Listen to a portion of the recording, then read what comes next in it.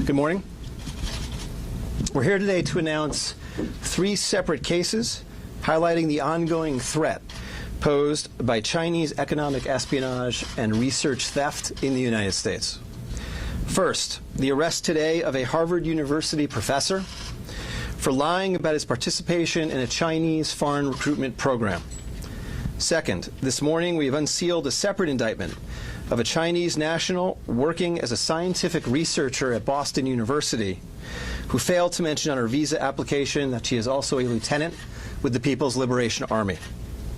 Finally, this office has indicted another Chinese national for trying to smuggle vials of biological material out of the United States to China and lying about it to federal investigators.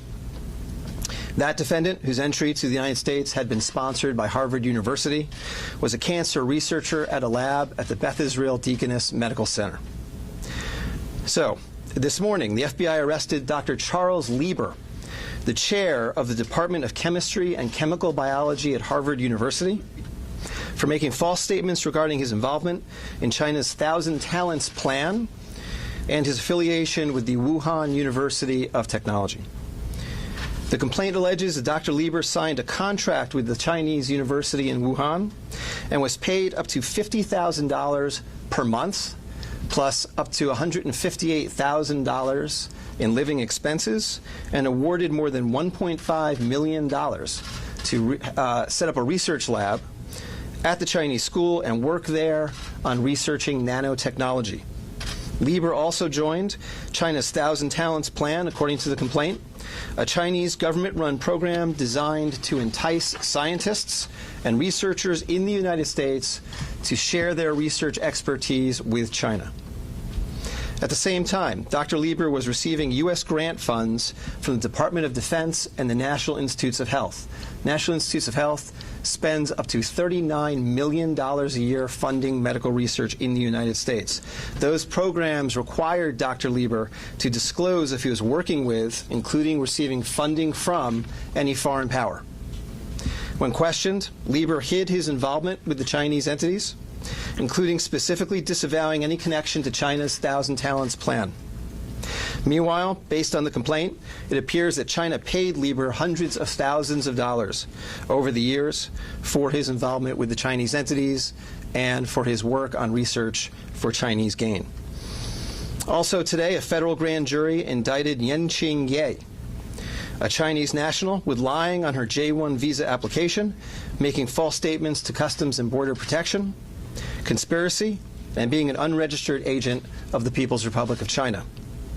According to court documents, Ye is a lieutenant in the People's Liberation Army, but she concealed her military connections while employed as a researcher at Boston University's Department of Physics, Chemistry, and Biomedical Engineering Center for Polymer Studies.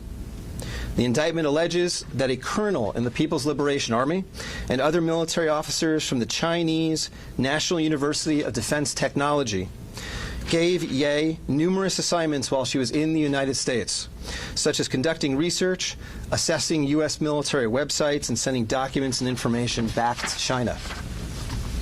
In April 2019, Ye was questioned by customs officers at Logan Airport on her way to China. According to the indictment, she lied about her involvement with Chinese military projects. A border search of her electronic devices showed that Ye had compiled information for the People's Liberation Army about 2 U.S. residents with expertise in robotics and computer science. Lastly, last week this office indicted Zheng Zhaozhang, a Chinese national sponsored by Harvard University who was doing cancer research at the Beth Israel Deaconess Medical Center. Zheng was charged with attempting to smuggle to Beijing vials of biological material, along with other research materials that he had stolen from the lab at the Beth Israel, where Zheng was working on cancer cell research. Before he boarded his flight, customs officers discovered 21 vials of biological material in a sock in his baggage. When confronted by the officers, Zheng initially lied and said he was not traveling with any biological or research materials. Chemistry, nanotechnology, polymer studies, robotics, computer science, biomedical research. This is not an accident or a coincidence. This is a small sample of China's ongoing campaign to siphon off American technology and know-how for Chinese gain. Recently, Attorney General Barr referred to China as this country's primary rival. Similarly, FBI Director Chris Wray recently told Congress that right now there is no country that poses a greater counterintelligence threat to the United States than China.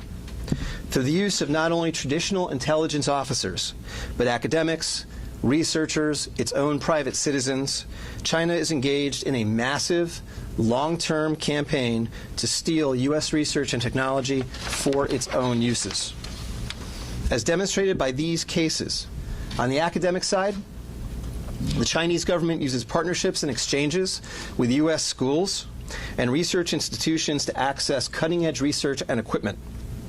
Obviously, most visiting Chinese academics and researchers are here to work in good faith in U.S. institutions, but some of them are not. Some number have been incentivized by the Chinese government, either through the use of money or other means, to gather U.S. research and smuggle it back to China.